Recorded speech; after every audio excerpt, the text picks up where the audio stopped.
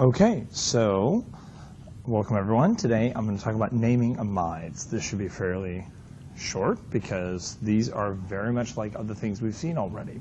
So when we're naming amides, first we need to talk about what an amide is. So an amide is, it's a carboxylic acid derivative where it's sort of like an ester, in fact, but where the carboxyl OH, that OH group at the end of the carboxyl group, so normally if you think of a carboxyl group as looking like this, we replace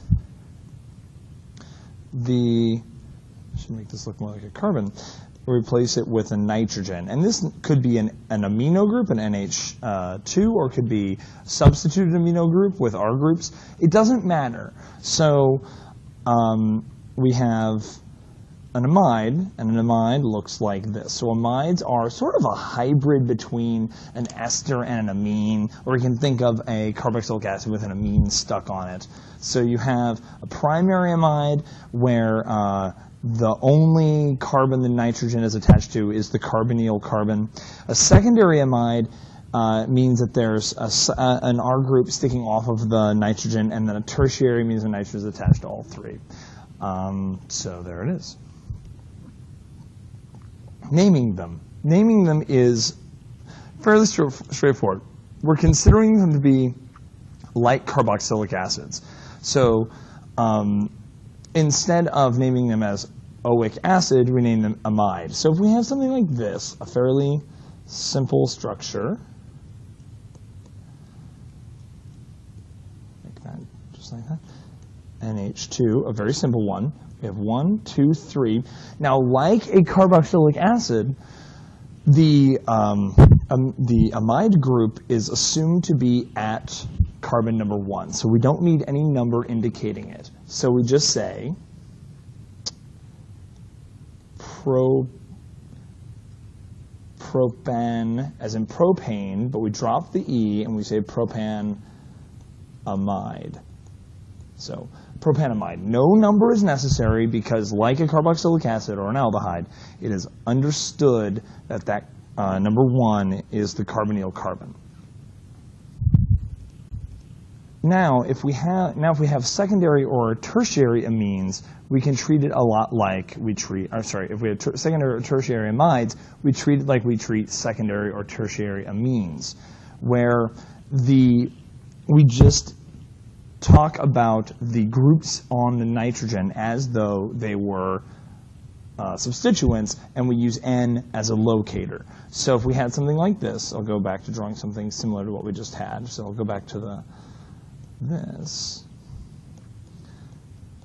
So this would be, you'd say propanamide for this part, but this over here is now an N-methyl group. So N-methylpropanamide.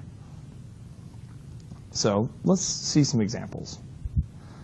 So this first one, if we look, this is my carboxylic acid part, and this is a substituent. So I'd call this N-ethyl ethanamide. This one over here has 2 methyl groups stuck onto the nitrogen, so I call it N-dimethyl. And because this is 1, 2, 3 carbons long, N-dimethyl propanamide. Sorry, I got a little messy there. And this one down here is simply methanamide. Now, exactly like an amine, the N doesn't give the substituent any special properties. You don't separate it out. You don't put it up further in the alphabetical order or anything like that. So if you have something, let me draw one more here, like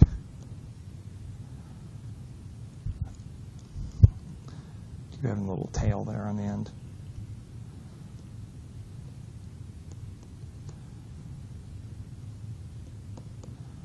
So we have 1, 2, 3, 4, 5. So this name is going to be pentanamide, and we look at the substituents. I have 1, 2, 3 methyl groups. So 3, 4, N trimethyl. Again, as I was talking about when I talked about naming amines, that N is not special in any way. When you're numbering up here, any numbers come first and then the N in the order, but it doesn't change the order you put them in. You don't separate out the prefixes that are in the ends. They're not really special in any way. This N is just a locator. That's all it is. So hopefully that makes sense. Oh, actually I forgot. I have one other set in here. So we can draw. If we draw this first one, NN-dimethylethanamide, the ethanamide clearly means, this part means that I have this sort of a situation. The NN-dimethyl tells me I've got that. So that's NN-dimethylethanamide. Methanamide is simply this, as we saw on the previous page. Didn't draw that very well. There we go. And then 3N-dimethylbutanamide. So the best place to look is to look at the end here. So butanamide means I've got 1, 2, 3, 4 carbons. I've got the N here. And now I'll put the substituents on.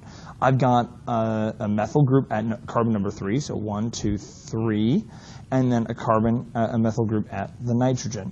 And so to make it correct, we put the hydrogen there and then the nitrogen, or the hydrogen there and the methyl group.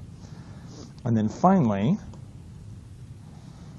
just to draw it all from scratch, the last one, again, it's a butanamide, 1, 2, 3, 4, and 3, 3, so 2 methyl groups on 3, and then a methyl group on the N, and the remaining nitrogen, or hydrogen. And that's it. So hopefully that makes sense.